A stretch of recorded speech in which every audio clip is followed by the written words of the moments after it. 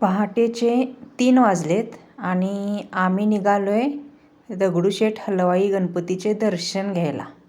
पहाटेचे 3 वाजता जाण्याचं कारण की तिथं गर्दी नंतर वाढणार आहे. लिफ्टमधून आम्ही निघालेलो आहे. आम्ही 9व्या मजल्यावर राहतो आहे. लिफ्ट आलेले आहे. लिफ्टमध्ये पार्किंगचं बटन दाबलेलं आहे. पार्किंगमध्ये खाली येऊन आम्ही गाडीकडे निघालेलो आहे.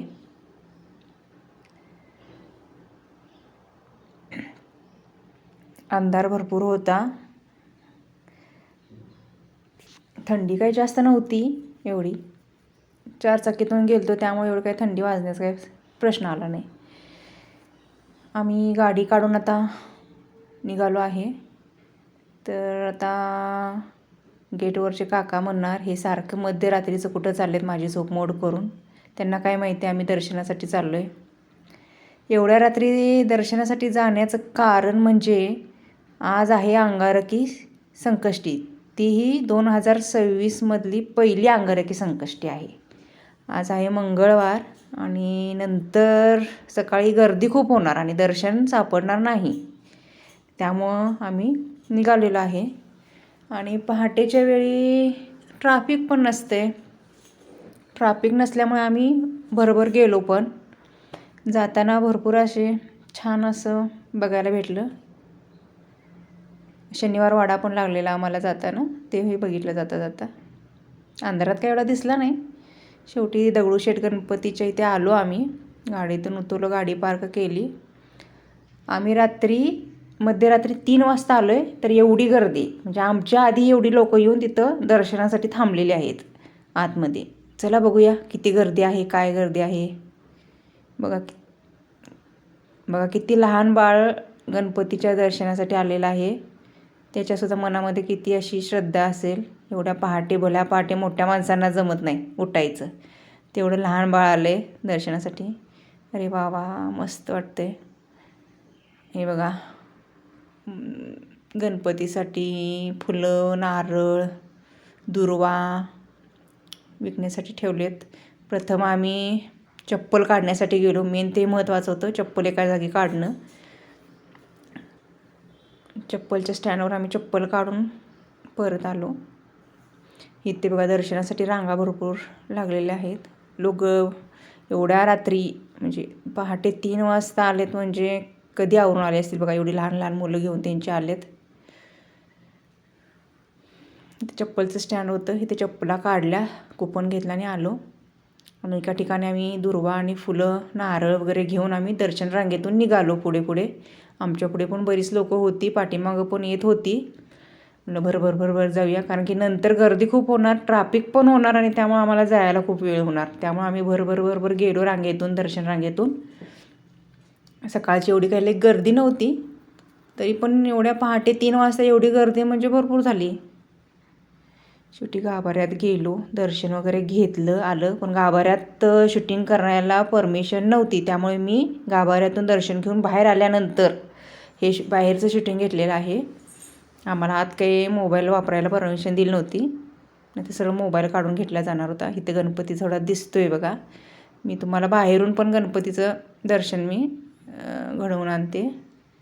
मी बाहेर गेल्यानंतर मग मी दर्शन घेतलेलं आहे. मेन म्हणजे आतमध्ये गेल्यानंतर शूटिंगपेक्षा दर्शन महत्त्वाचं आहे. मनातली श्रद्धा महत्त्वाची आहे. आपण गेले कशाला, तर देवाला भेटण्यासाठी, त्याचे आशीर्वाद घेण्यासाठी.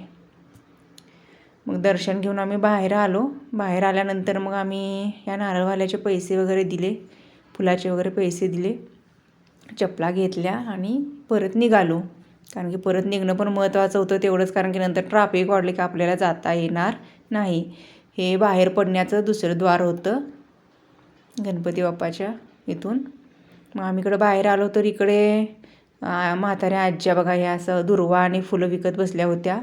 या आज्यांचं पण म्हणजे चांगलं म्हणजे मानलंच पाहिजे त्यांना. एवढ्या थंडीचं त्या असं विकत बसले तेवढ्या मध्यरात्री.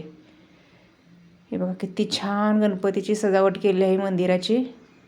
फुलांनी असं एकदम आखीव रेखीव असं कोरल्यासारखं फुलं लावलेत बघा. किती छान सजलं आहे मंदिर. मस्त वाटते, छान वाटलं आम्हाला, प्रसन्न वाटलं दर्शन घेतल्यानंतर. आणि एवढ्या रात्रीसुद्धा मिठाईची बेकरीची दुकानं उघडी आहेत. कारण की हीच वेळ असते. अंगारकी संकष्टी म्हणजे वर्षातून 2दा येणारी संकष्टी, सगळ्यात मोठी संकष्टी असते. त्यामुळं दुकानदारांचा पण हा कालावधी असतो दुकानं वगैरे चालवण्याचा वगैरे, फायदा भरपूर भेटतो त्यांना. गणपतीची सजावट बघा किती भारी केलेली आहे. गणपतीच्या मंदिराची सुद्धा पूर्ण कळसापर्यंत हे गेलेलं आहे सजावट. आणि हे गार्ड आहेत ते आम्हाला इथं गणपतीच्या पलीकडे लोक शूटिंग घेत होती आणि इथून रस्त्याने वाहने जात होती. चुकून शूटिंग घेण्याच्या नादात एखादी व्यक्ती वाहनाच्या आडवे जाऊ नये म्हणून ते गार्ड आम्हाला सुरक्षित पाठीमागं थांबा असं सांगत होते. हे बघा गणपती इथून आम्ही असं दर्शन घेतलं, त्याचं शूटिंग घेतलं. मग गणपतीच्या मंदिरच्या बाहेर रोडच्या पलीकडे जाऊन हे शूटिंग घेतलं आहे आम्ही.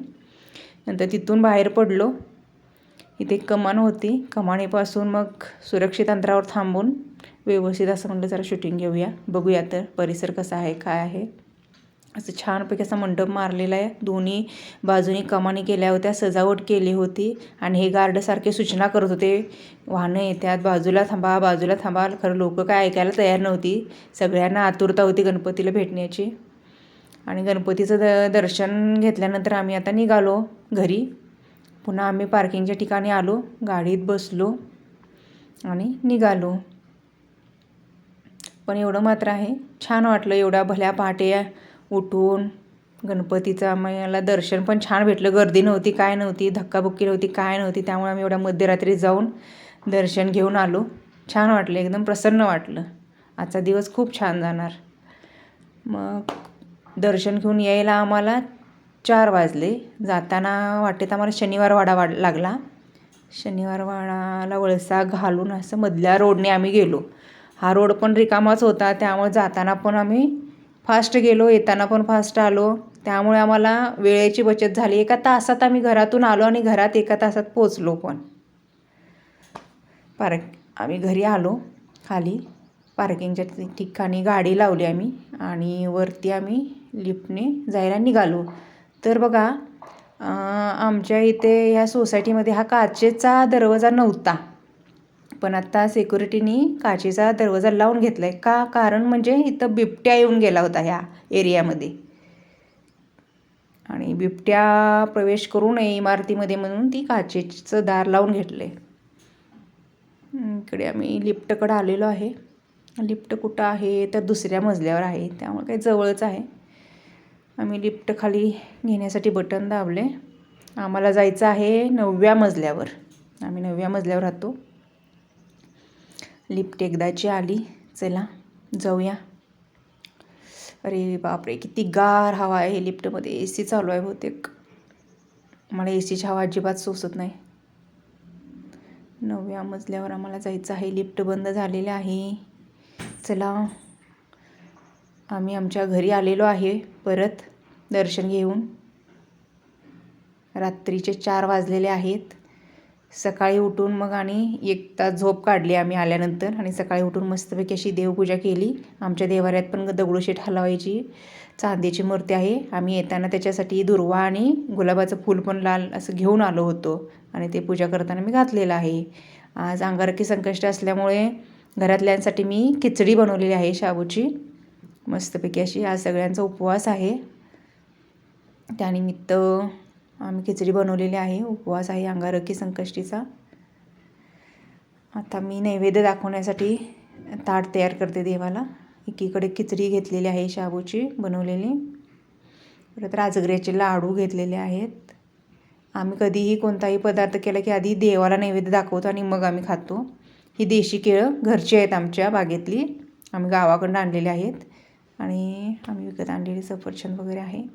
अशा पद्धतीने नैवेद्याचं ताट तयार आहे. चला बाप्पाला सगळ्या देवांना नैवेद्य दाखवूया आणि आपण पण फराळ करून घेऊया. चला अशा पद्धतीने नैवेद्य दाखवून झालेला आहे. आमचा व्हिडिओ कसा वाटला